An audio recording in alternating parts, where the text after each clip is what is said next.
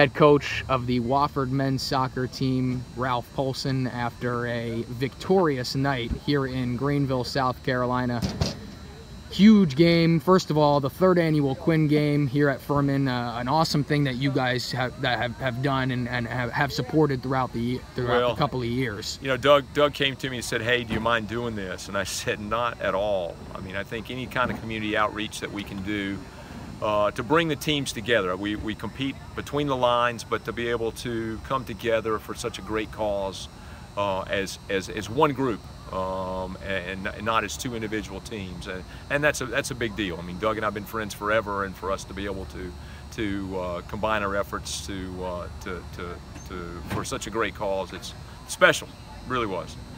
Now let's talk about the match. Yeah. Let's get to the real, really entertaining match all throughout. Sometimes maybe not as pretty as you would have hoped, especially being up a man throughout the match, but the result is the result, and I think at this point of the season and at this point in your career, you know that a result is a result no matter the way you get it. That's it. And sometimes I'll be honest with you, we saw film on Furman. They went down a man against Greensboro, and quite honestly, we're the better team against Greensboro.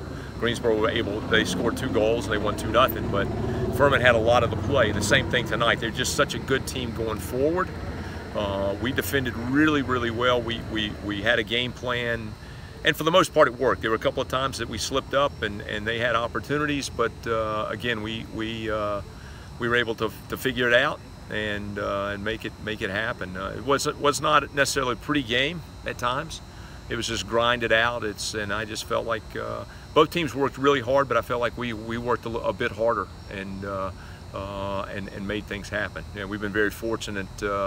Every time we come here seems to be in our favor. We enjoy coming and playing here. There are a lot of places we don't want to go play, but this is one place that we feel very confident when we step on the field and we step between the lines. So another good win, 3 in a row, 3 wins in the conference now. To go to 3-2 in the conference says a lot. And you know, with putting us right back in the thick of things, and we're getting ready to start the second rotation. That finished the first rotation of playing on everybody, and this second time around, we'll see if we can't pick up a few more victories and keep moving forward. Now, Zach, it's 3 wins in a row for a team that really struggled at the beginning of the season. I think we can credit that to youth and learning how to play with one another. Would you agree there? Yeah, it took some time for us to learn how to play together with a new team, new lineup, but you know, we all love each other. We're a family. Every time we count it down, we say family, and that's what it's about.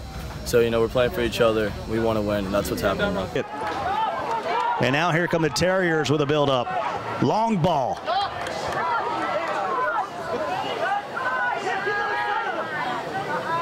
Nice little step over. We'll play it back. Little 1-2. Clear, and Wofford takes a lead. 1-0. Look like Aversano put the biscuit in the basket, and it was assisted from Daniel Mayorga. That was just a beautiful 1-2, a combo right there by the Terriers to find the back of the net. Found enough space, and my goodness, 11-41. Huge goal for the Terriers, and they might be able to continue their winning streak tonight. Hunter Wages here after a huge 1-0 win on the road here at Furman in the 3rd annual Quinn game.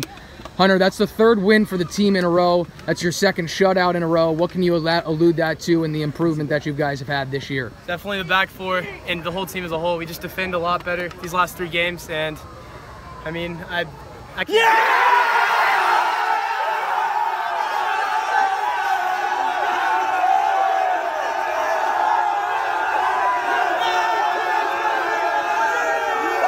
Just talk about how the team has stuck together as one throughout this long season and has now gotten to the point where you're 2nd in the Southern Conference and still a couple of matches to play before the tournament. Well, it's that right there. That celebration. We really came together after our 10th loss in a row, and I feel like we're just having a lot of fun, and we're just going to keep doing it as we keep going along. Final question for you, Coach. You start out the season 0-10. We all know this team is far more talented than the record indicated. It's a young team. It's a team with inexperience playing with those 11 guys on the pitch. Talk about what it means to you as a coaching staff to see those guys finally come together as a group of, I believe it's 34 on the roster. 36 on the roster. You can't just credit the guys that played tonight. You got to credit everybody in training, everybody getting you prepared for the week.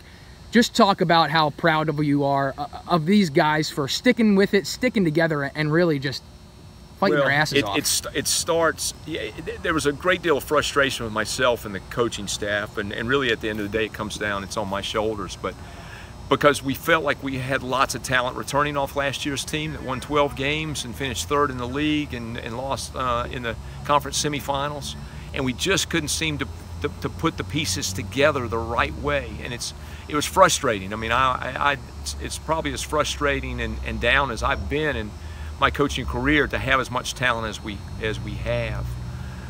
But the thing is that they stuck it out. They just kept plugging each and every day at practice, and it didn't matter if it was the first guy on the roster or the 36th guy on the roster. They're all putting forth the effort, doing everything they can to make us better.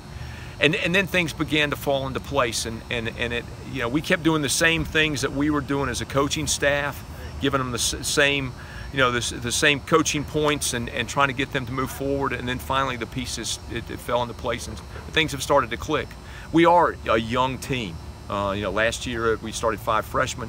If you look now, we're starting a whole lot of freshmen and sophomores, and it's got to be one of the youngest teams, you know, starting teams in the country. And now to get on a 3-game roll, back-to-back shutouts now, says a lot about this group, and we'll just keep moving forward. And you know, the nice thing is, if we can get ourselves here, the conference tournament's here, and we would love to be back here for the semifinals and finals.